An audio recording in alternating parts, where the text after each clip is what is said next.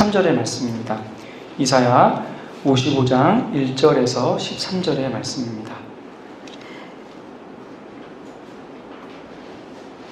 제가 봉독해 드리겠습니다. 오라 너희 모든 목마른 자들아 물러나오라. 돈 없는 자도 오라. 너희는 와서 사 먹되 돈 없이 값 없이 와서 포도주와 젖을 사라. 너희가 어찌하여 양식이 아닌 것을 위하여 은을 달아주며 배부르게 하지 못할 것을 위하여 수고하느냐. 내게 듣고 들을지어다. 그리하면 너희가 좋은 것을 먹을 것이며 너희 자신들이 기름진 것으로 즐거움을 얻으리라. 너희는 귀를 기울이고 내게로 나와 들으라. 그리하면 너희의 영혼이 살리라. 내가 너희를 위하여 영원한 언약을 맺으리니 곧 다윗에게 허락한 확실한 은혜니라. 보라 내가 그를 만민에게 증인으로 세웠고 만민의 인도자와 명령자로 삼았나니 보라 내가 알지 못하는 나라를 내가 부를 것이며 너를 알지 못하는 나라가 내게로 달려올 것은 여호와 네 하나님 곧 이스라엘의 거룩하신 이로 말미암으니라. 이는 그가 너를 영화롭게 하였느니라. 너희는 여호와를 만날 만할 때에 찾으라. 가까이 계실 때에 그를 부르라. 악인은 그의 길을 불의한 자는 그의 생각을 버리고 여호와께로 돌아오라. 그리하면 그가 긍휼히 여기시리라. 우리 하나님께로 돌아오라. 그가 너그럽게 용서하시리라. 이는 내 생각이 너희의 생각과 다르며 내 길은 너희의 길과 다름이니라. 여호와의 말씀이니라. 이는 하늘이 땅보다 높음같이 내 길은 너희의 길보다 높으며 내 생각은 너희의 생각보다 높으니라.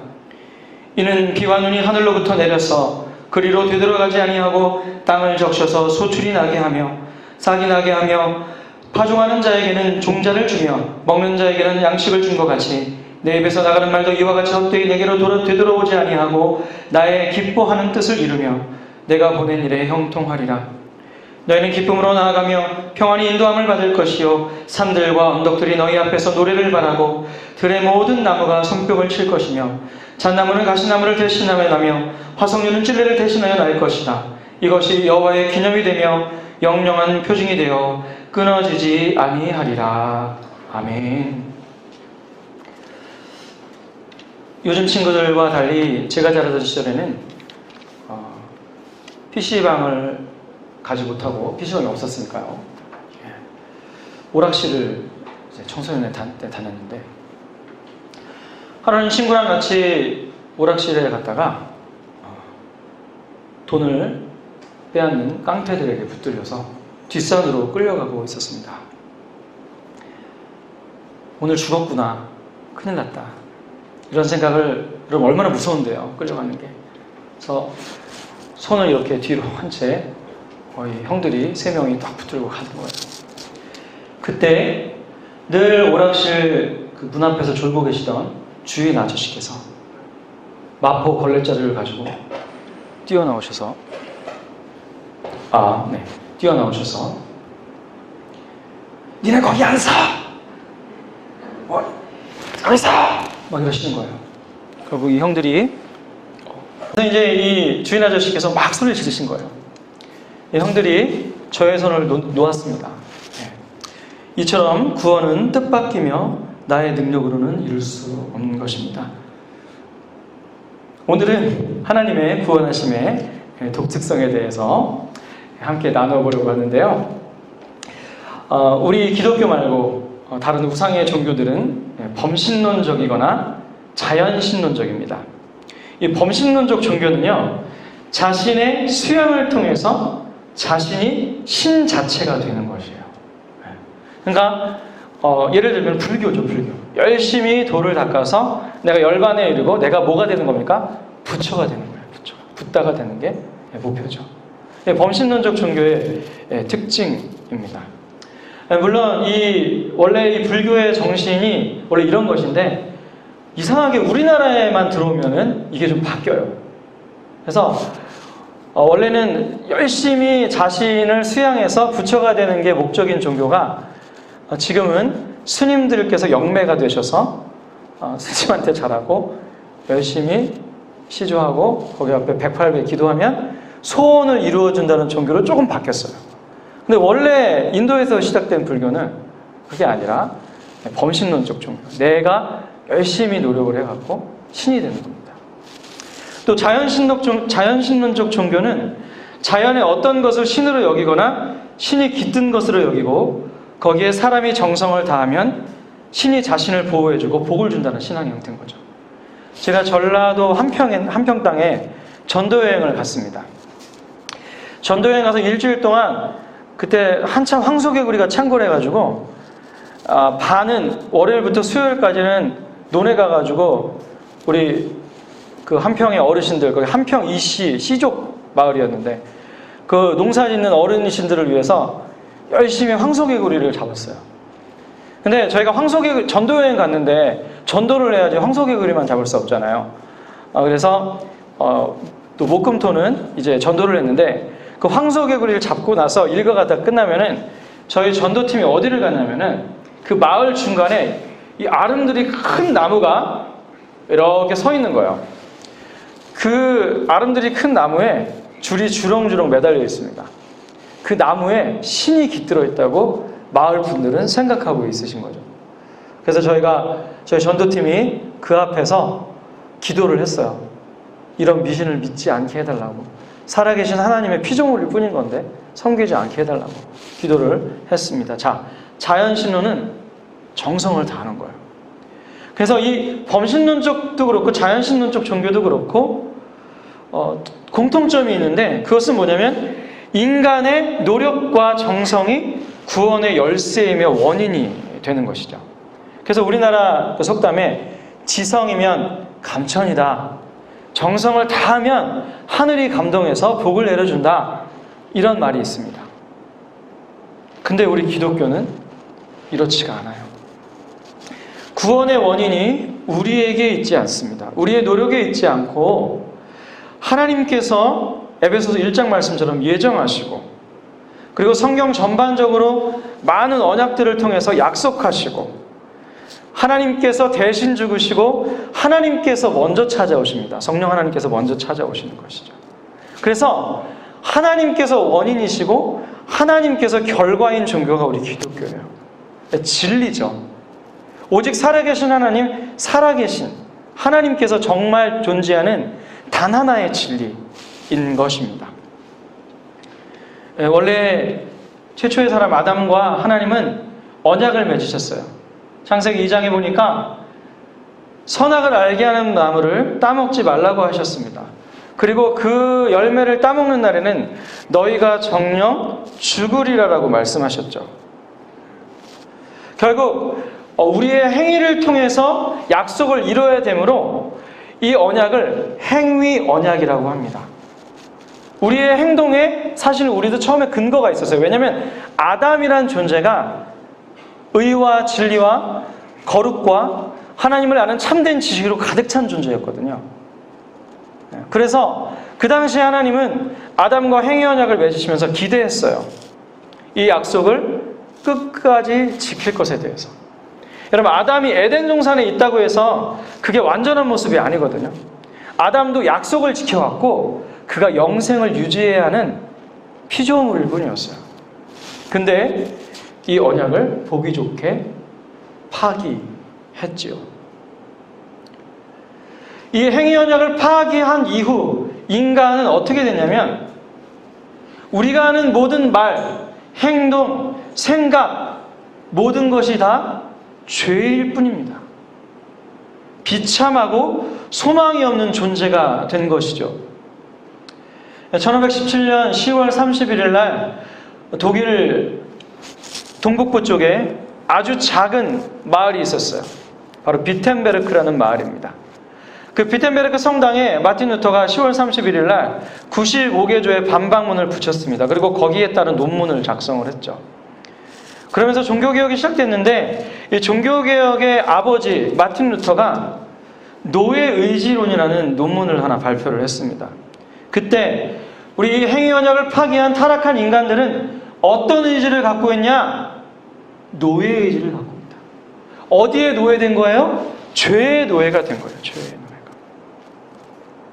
그래서 이 사실을 깨달은 마틴 루터는 로마서를 읽다 보니까 거기에 진리가 있는 거예요. 우리가 우리의 행동으로는 나쁜 열매를 맺을 수밖에 없고 우리의 생각하는 것, 말하는 것, 하는 모든 자체가 다 타락의 결과일 뿐인데 하나님께서 우리를 구원하시는구나. 오직 하나님의 은혜, 오직 하나님께서 주시는 믿음만이 인간을 구원할 수 있다고 종교개혁을 시작한 것이죠. 그 당시에 로마 카톨릭은 어땠는데요? 로마 카톨릭은 하나님의 은혜에 더하기 인간의 노력 있어야 된다 주장했습니다. 그래서 여러분, 신인 협동을 주장하는 것이 로마 카톨릭의 신앙이에요. 하지만 마틴 루터는 알았던 것이죠. 우리의 노력과 행동으로는 주님의 거룩함을 만족시킬 수 없다는 사실이에요. 여러분, 지금 우리 인간들이 살아가는 모습을 잘 가만히 살펴보세요. 우리나라를 한번 예를 들면은, 여기 이제 영월에 가면은 동강이라고 있습니다. 한참 동강에 댐을 건설하겠다고 사업이 추진되고 있었어요. 그때 환경운동가들이 이 동강에는 백령동굴이라는 천연기념물, 아주 가치 있는 동굴도 있고, 또 천연기념물인 동물들도 있고, 여기를 보호해야 합니다 해서 결국 동강댐 건설이 무산이 됐거든요. 지금 동강에 천연기념물이 남아있을까요? 아니요. 거기 펜션이 들어서고, 누가 허락해줬는지 모르겠지만 펜션이 들어서고 콘도가 들어서고 래프팅 프로그램이 생기고 이러면서 동강에 지금 남아있는 천연기념물이 없어요. 다 떠났습니다. 여러분, 지금 북태평양 한가운데 가면은 플라스틱 쓰레기로 만든 섬이 있어요. 영토, 어느 정도로 이 영토가 크냐면 프랑스 국가만 합니다. 프랑스 국가 영토랑 똑같아요. 여러분, 프랑스 크기가 얼마나 한 것 같으세요? 생각해 본 적 있으시나요? 우리 남한만 따져서 남한의 4배 정도 됩니다. 여러분, 이 남한의 4배 정도 되는 면적의 플라스틱이 지금 어디 떠 있어요? 태평양 한가운데 떠 있습니다. 이게 끈적끈적 소금과 햇빛 때문에 끈적끈적해지면서 거기 다니는 물고기들이 다 플라스틱을 흡수하죠. 여러분, 독일 사람들이 플라스틱을 개발한 이후에 우리는 편리를 많이 누렸지만은 2010년도 기준으로 바다에 유입되는 플라스틱은 1분마다 15톤 트럭 한 대예요. 이게 지금 우리가 스타벅스에서 테이크아웃하는 그 플라스틱의 오염의 실제인 것이죠. 인간의 지혜가 발전하고 문명이 발전하면은 좋은 열매, 아름다운 것들을 맺을 줄 알았지만 아니요. 점점 발전하면 발전할수록 범죄는 고도화되고 오염은 더 심각해지는 것이 바로 우리 인간의 삶인 것이죠. 세계경제포럼 WEF 보고서에 따르면요, 2050년에는 물고기 반, 플라스틱 반이래요. 중량으로 따져서. 가슴이 아프죠? 우리의 죄악의 결과가 늘 이렇게 나타납니다. 결국 이 행위 언약을 지킬 수도 없고 모든 나쁜 열매를 맺게 된 인간들을 위해서 하나님은 우리와 은혜의 언약으로 새로운 언약을 맺으셨어요. 은혜의 언약. 이 은혜의 언약 나중에 나온 것도 아니에요. 범죄하자마자 바로 나옵니다. 바로 언약의 중심인 예수 그리스도가 예언되는 말씀이 약속되기 시작해요. 우리 다 같이 창세기 3장 15절 말씀을 찾아보시도록 하겠습니다. 창세기 3장 15절입니다.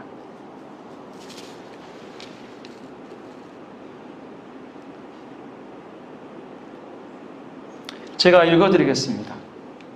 내가 너로 여자와 원수가 되게 하고 내 후손도 여자의 후손과 원수가 되게 하리니, 사탄한테, 뱀한테 얘기하는 거죠.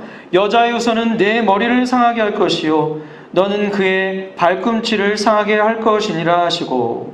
자, 뱀의 머리를 상하게 하는 여자의 후손은 누굽니까?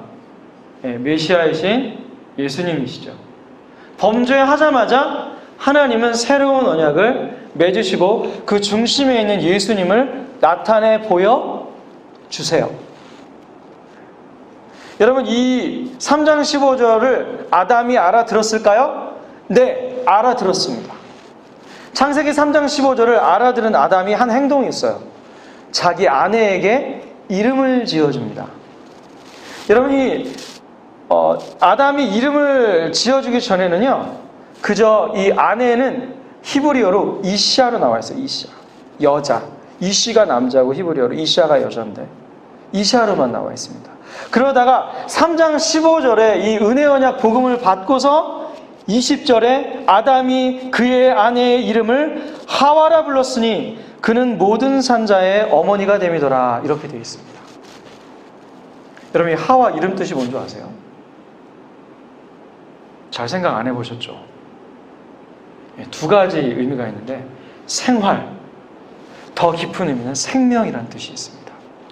여러분, 지금 아담이 여자 때문에 사실은 자기의 죄도 있지만 아무튼 빌미가 된 거는 여자인데 이 여자 때문에 지금 에덴 동산에서 쫓겨나고 있는 상황에 그 여자한테 생명이라고 이름을 지어주고 있습니다. 왜 그래요? 왜 그렇습니까? 3장 15절을 믿음으로 언약으로 받았기 때문에 그렇습니다. 이 여인을 통하여 메시아가 오시는구나. 이 여인은 생명이다. 이 은혜로운 언약을 아담이 믿은 것이죠. 여러분, 이뿐만 아닙니다.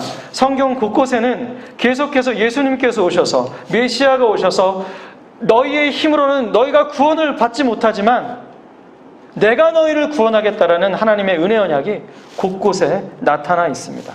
우리 한 장만 더 찾아볼까요? 이사야 42장 6절에서 9절입니다. 이사야 42장 6절에서 9절 말씀입니다.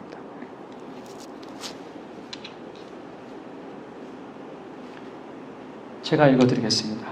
나 여호와가 의로 너를 불렀은즉 내가 네 손을 잡아 너를 보호하며 너를 세워 백성의 언약과 이방의 빛이 되게 하리니 내가 눈먼 자들의 눈을 밝히며 갇힌 자를 감옥에서 이끌어내며 흑암에 앉은 자를 감방에서 나오게 하리라. 나는 여호와니 이는 내 이름이라. 나는 내 영광을 다른 자에게 내 찬송을 우상하게 주지 아니하리라. 보라, 전에 예언한 일이 이미 이루어졌느니라. 이제 내가 새 일을 알리노라. 그 일이 시작되기 전에라도 너희에게 이르노라. 메시아에 대해서 말씀하고 계시는 거예요. 그 일이 시작되기도 전에 우리에게 이른다고 말씀하십니다. 여러분, 그래서 구약이 구약인 거예요. 올드 테스트먼트, 오래된 언약인 것입니다.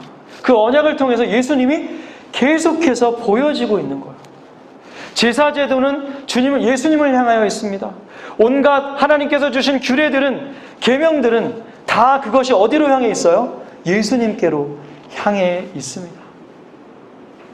그래서 성경은, 율법은 우리를 예수님께로 인도하는, 율법, 구약 성경, 율법은 우리를 예수님께로 인도하는 초등교사, 우리 초등학교 선생님과 같다, 이런 말씀을 전해주고 있는 것이죠.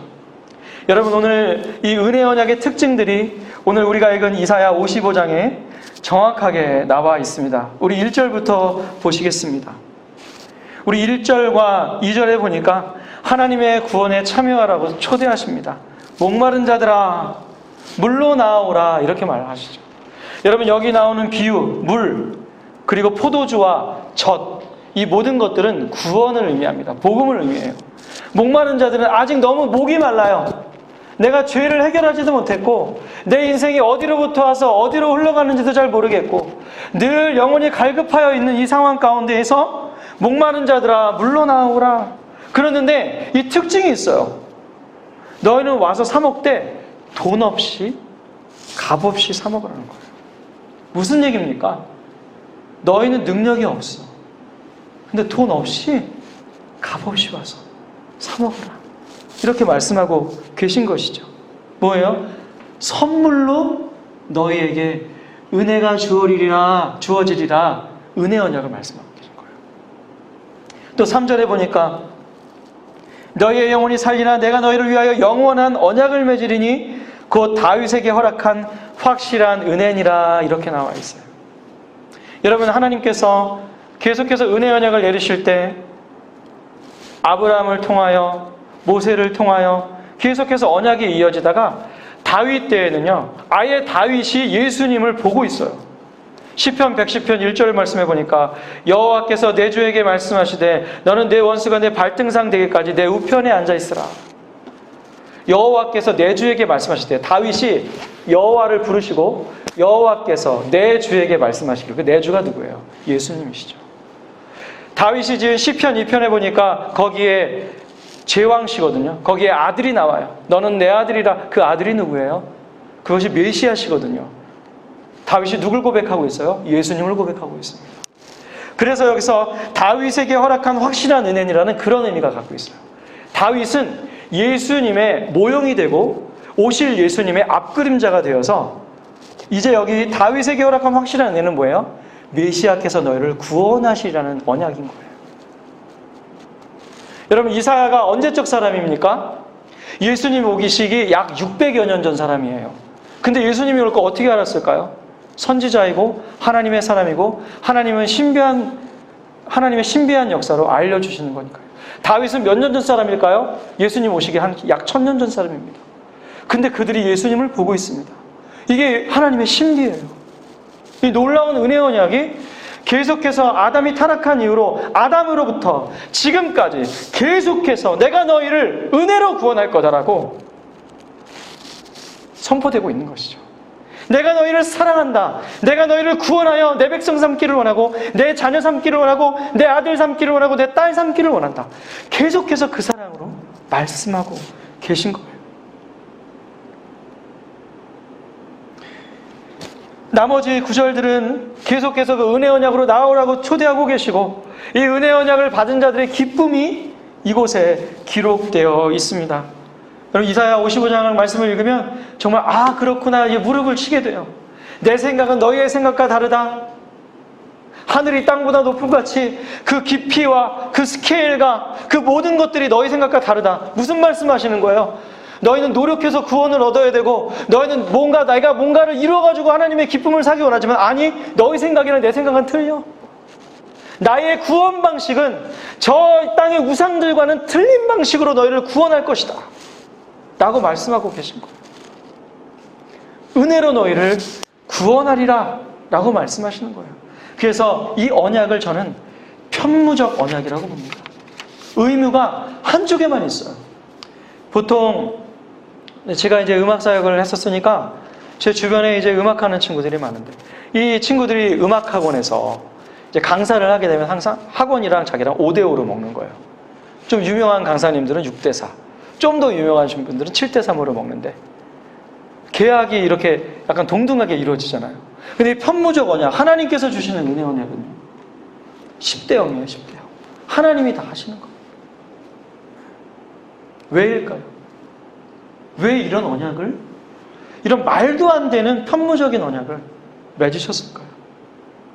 그것은 우리가 아무런 능력이 없는 갓난아기 같기 때문이에요. 여러분, 갓난아기는 아빠 엄마가 보호해주지 않으면 살 수 있어요? 없어요? 죽습니다. 능력이 없어요. 여러분, 성경에 헬라어 중에 아스데네이아라는 단어가 있어요. 연약하다는 뜻인데 이 연약함의 이 아스데네이아의 용례들을 헬라어 문헌에 살펴보면 어떤 경우에 사용됐냐면 장애가 있어 내 힘으로는 일어서지도 걷지도 먹지도 못하는 상태. 그 연약함. 로마서 8장에 성령도 우리의 연약함을 도우시나니 할 때 그 연약함, 그게 아스데네이아예요. 아무런 능력이 없는 우리를, 여러분, 갓난아기 내 아들이고 내 자식인데 엄마 아빠가 버려요? 아니요. 먹이고 입히고 울면 달래주고 아프면 병원 데리고 애지중지하게 키워줘요. 하나님이 우리의 아버지시라. 이런 은혜 언약을 통해서 우리를 구원하시고 우리와 함께 하기를 원하시는 것이죠. 그래서 로마서 8장 15절에 보면 우리에게 양자의 영을 받은 존재다. 양자다. 이렇게 말을 하세요. 좀 섭섭한 것 같아요. 내가 좀 친자식이었으면 좋겠는데 양자밖에 안 되나? 여러분, 그렇지 않습니다. 예수님이 독생자시잖아요. 네, 우리 양자. 또 하지만 그럼 이 양자라고 해서 우리가 보잘것없나요? 아니요, 그렇지 않죠. 이때 양자라는 단어를 쓰신 이유는 뭘까요? 하나님께서 그 당시에 로마 제국의 양자는요 어떤 양자인 줄 아세요? 양자를 들여오면 한 달 동안 교육을 잘 시켜서 한 달이 다 끝나면은 양자로 삼는 예식이 펼쳐져요. 그때 이 선서하시는 선생님께서 이 양 아버지 부모님들한테 또 이 아들에게 얘기를 합니다. 이제부터는 이 가문의 모든 영예와 재산과 권력과 권세는 이 아들에게 있습니다. 이런 양자예요.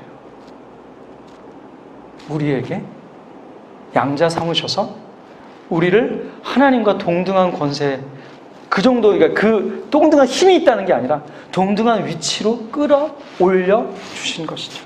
그렇습니다. 이 복음이 어디서부터 왔습니까? 하나님으로부터 왔고, 이 언약이 누구로부터 왔습니까? 하나님이 인생이 아니라 시건치 않으십니다. 말씀을 먹는다. 약속을 저버리는 분이 아니세요. 한 번 약속하면 끝까지 이루십니다. 그 신실하게 약속을 이루시는 주님의 약속이기에 우리의 구원을 perseverance of saint, 견인, 성도가 이렇게 견인해서 하나님께서 이끌고 가시는 거예요. 그 은혜로 말미암아 우리가 구원받게 되는 것이죠. 여러분, 이 뜨거운 사랑을 곳곳에서 발견하죠. 저는 대표적으로 누가복음 15장에 나오는 탕자의 비유가 이 사랑받는 우리들의 가장 큰 모습이 아닐까, 이런 생각을 해보게 돼요. 여러분, 이 고대 근동도 그렇고 지금 중동에 살고 있는 유목민, 베두인이라든지 이런 이 고대 근동의 법은요, 아들이 아버지한테 재산을 달라고 하잖아요. 그러면 이거는 어떤 의미냐면 아버지 빨리 돌아가세요, 이런 의미예요. 아주 불효막심한 거거든요. 탕자가 아버지 저에게 재산을 주십시오라고 얘기했을 때 이미 너무나 아들로서는 해서는 안 되는 얘기를 한 것이고, 그들의 전통법에 의하면 그렇게 재산을 먼저 달라고 하잖아요. 그럼 돌로 쳐 죽이게 되어 있습니다. 자, 탕자가 이제 자신의 어려움과 연약함을 깨닫고 이제 아버지께로 돌아가야겠구나 하고 돌아오는 길에 성경에 표현해 보는데, 거리가 아직도 먼데 아버지가 막 뛰어나와서 이 아들을 맞이해요. 정말 뜨거운 사랑, 아버지가 기다리셨어요. 근데 그 기다리심보다 더 깊은 의미가 한 가지가 더 있어요. 아들이 돌에 맞아 죽을까 봐. 거기 주변에 있는 사람들이 다 알아요.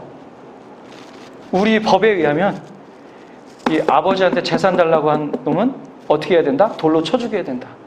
아버지가 뛰어나간 이유 두 번째, 이 아들이 돌에 맞아 죽을까 봐 덮으신 거예요. 이게 하나님의 사랑인 것입니다. 오늘 우리는 예수님으로 말미암아 이제 편무적 언약을 통해서, 은혜 언약을 통해서 구원받았고, 이 구원받은 이후에 우리의 계약이 바뀌어버려요. 바로 편무적 계약에서 쌍무적 계약으로 바뀌게 됩니다. 이게 무슨 의미냐? 두 가지의 의미가 있습니다. 하나는 하나님께서 이제는 너희가 나의 양자로서, 나의 자녀로서 나와 함께 나의 일을 같이 이루자라고 우리를 하나님의 큰 일에 초대하신 거예요. 우리의 위치가 하나님의 일을 같이 할 정도로 우리를 비참한 상태에서 끌어올리신 겁니다. 여러분, 하나님께서 우리를 구원하신 이유는 뭐예요? 예수 천당 불신족, 예수님 믿고 천국 가는 그걸로 끝입니까? 아니죠. 하나님의 자녀답게 사는 것까지. 그러니까 구원받는 거에서 끝나는 게 아니라 하나님 나라 백성으로, 너희는 내 백성이 되고 나는 너희 하나님이 되리라 계속해서 성경에 말씀하신 것처럼 그 백성답게 살아가는 데까지 이끄시는 거죠. 그래서 여러분, 이 쌍무적 계약이 된 이후로 우리는 무엇을 지키며 살아가야 되냐면 율법을 지키며 살아가야 되고, 하나님께서 성경에서 제시하신 사랑을 지키며 살아가야 돼요. 그래서 쌍무적 계약으로 바뀝니다. 이거는 구원받기 위해서 지키는 계약이 아니에요. 구원받은 사람으로서 명예를 지키는, 하나님의 사람으로서 하나님과 동행하는 계약이 되는 것입니다. 근데 여기서 여러분께 또 저에게 묻겠습니다. 그럼 우리가 예수님을 믿었어요. 믿고 나서 우리가 지금 다 성도입니다. 신자입니다. 그죠? 근데 우리가 율법을 다 지키나요? 우리가 하나님의 뜻을 1.1획도 거스르지 않고 지금 잘 살고 있습니까? 그렇지 않아요. 참 안타깝게도 아직도 부패성이 남아 있습니다. 바울의 탄식이 우리의 탄식이죠. 오라 나는 곤고한 자로다. 이 상황에서 누가 나를 구원하냐. 탄식하는 그런 모습. 여러분, 로마서가 기록될 당시에 바울은 할아버지셨어요. 평생을 복음을 전한 사람이 그런 탄식을 하고 있습니다.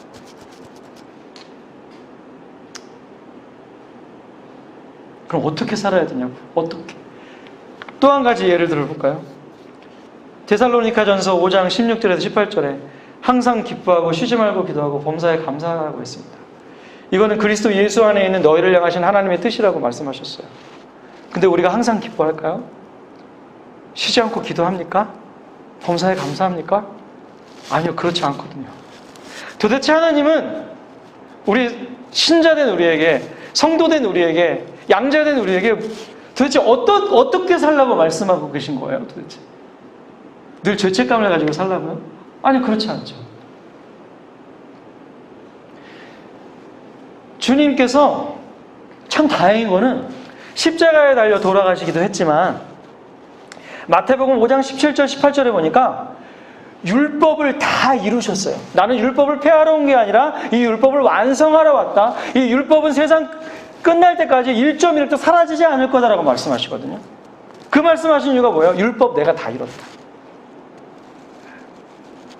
그래서 이것을 능동적 순종이에요. 그리스도의 능동적 순종이라는 표현을 써요. 십자가는 당하시는 것으로서 수동적 순종이라고 했어요. 그래서 다행히도 하나님께서 율법을 다 이루셨어요. 그래서 우리가 연약해서 물론 노력은 해요. 열심히 주님의 사람답게 살려고 노력하지만 쓰러지고 자빠지고 쓰러지고 자빠지고 쓰러지고 자빠지는 가운데 이미 주님께서 율법을 이루신 은혜로 우리를 유지하고 계신 거예요. 그러면서 우리는 어때요? 넘어지고 일어나기를 반복하면서 하나님이 우리를 어디까지 끌고 가시는 거예요? 거룩한 그분의 모습까지 끌고 가시는 거예요. 하나님이 예수님을 믿은 뒤에도 계속해서 우리를 끌고 가시는 거예요. 항상 기뻐하라. 항상 기뻐할 수가 없지만 하나님께서는 우리에게 기뻐할 일을 주세요. 그때 기뻐해야 되는 겁니다. 그게 항상 기뻐하라는, 사실 저희들에게 있어서, 저희 수준에 있어서는 그것이 이 말씀의 의미일 것입니다. 하나님께서 기뻐할 일을 주시면 주 안에서 기뻐하세요. 이렇게 인상 쓰고 계시지 마시고 웃으세요. 네. 웃으세요. 쉬지 말고 기도하라. 우리가 기도를 안 하니까 하나님께서 뭘 주세요? 고난을 주시고 아픔을 주시고 광야에서 헤매게 만드십니다. 그때 우리는 뭐 해야 돼요? 아, 나 기도할 때구나. 기도합니다. 무릎 꿇어야 되는 거지. 몸이 아프고 인생이 아프고 사업이 흔들리고 우리 자녀가 힘들 때 누가 무릎 꿇어야 되는 거예요? 그걸 깨달은 사람이 무릎 꿇은 거예요. 역대하 7장 14절 보니까 내 이름으로 일컫는 내 백성이 이 성전에서 회개하고 기도하면 내가 이 땅을 회복시키라고 말씀하셨거든요. 누가 기도합니까? 저 세상 밖의 사람들, 이방 민족들, 성도가 아닌 자가 기도하는 게 아니라 내 이름으로 일컫는 내 백성이 기도하는 거예요. 내 백성. 그나마 하나님의 백성이라 우리가 기도할 수 있는 거예요. 그래서 어렵고 힘든 일을 만날 때, 어떤 삶의 갈림길을 만났을 때 우리 무릎 꿇는 거, 그게 쉬지 말고 기도하라는 의미. 범사에 감사하라. 우리가 늘 감사한 거예요? 아니요. 하나님께서 감사할 일을 주실 때 감사하거든요. 근데 이건 어떻게 알아요? 깨어있는 사람만 알아요. 아, 이게 하나님께서 주신 은혜구나. 이거 감사해야 되는구나. 그래, 감사해야지. 이게 크리스천다운 거예요. 이렇게 우리의 삶을 인도하시고 계시는 것입니다.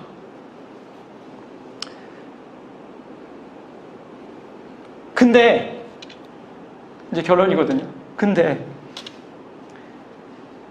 이렇게 막 간신히 막 하나님이 해주셔야지 삶의 걸음을 옮기는 우리들을 그럼 하나님이 어떤 눈으로 바라보실까? 아이고, 간신히 그냥 살고 있네. 이렇게 정죄하실까요? 아유, 내가 예수님이든지 제가 벌써 내가 30년 전에 찾아갔는데 제가 저러고 있네. 이렇게 말씀하실까요? 그렇지 않으세요. 그 근거가 성경에 있습니다. 모세가 출애굽기 2장에서 자기 동족을 괴롭히는 이집트 사람을 살해했어요. 그리고 광야로 도망가거든요. 여러분, 이 장면을요, 하나님이 어떻게 여기시는지 우리 다 같이 히브리서로 가보겠습니다. 히브리서 11장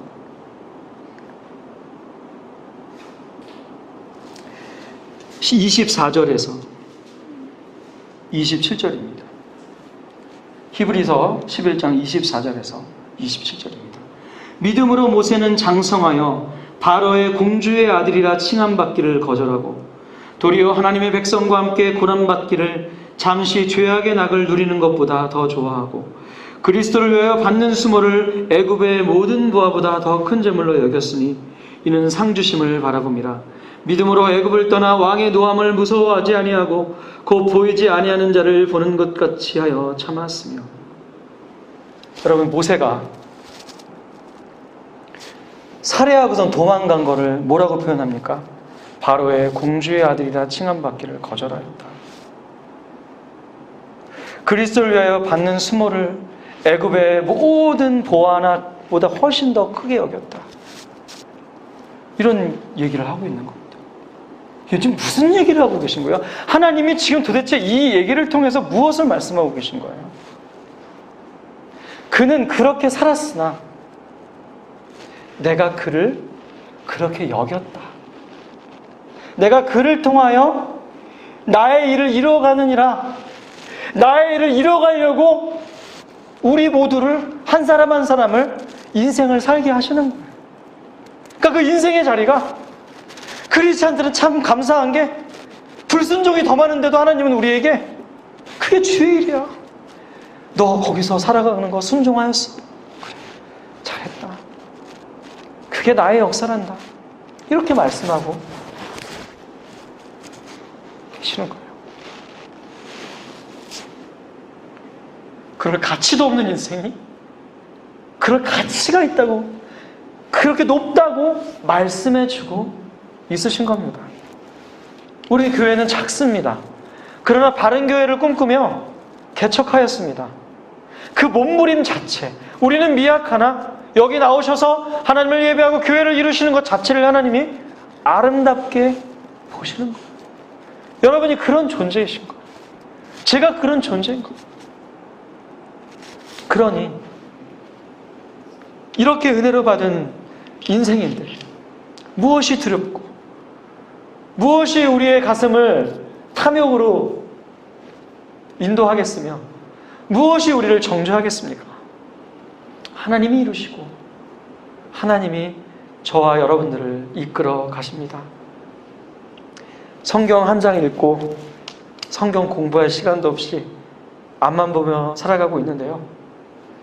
하나님이 어떤 기뻐하실 일을 주시는지, 어떤 기도할 일을 주시는지, 어떤 감사의 일을 주시는지 잘 주목하시면서 집중하시면서 우리 오는 한 주 하루하루의 삶을 살아가시는 저와 여러분이 되기를 주님의 이름으로 축원합니다. 다 같이 기도하시겠습니다. 우리 잠시 반주에 맞춰서, 주학에 맞춰서 기도했으면 좋겠습니다. 참 새삼 오늘 말씀을 통해 은혜가 참 많이 느껴지죠. 먼저 하나님께, 하나님 은혜 주셔서 감사합니다. 그리고 하나님, 이제는 하나님의 자녀로서 살겠습니다. 항상 기뻐하고 쉬지 말고 기도하고 범사에 감사하겠습니다. 이런 기도를 드리시면서 잠시 주 앞에 우리 한 30초만 주학에 맞춰서 기도하시겠습니다. 기도하시겠습니다.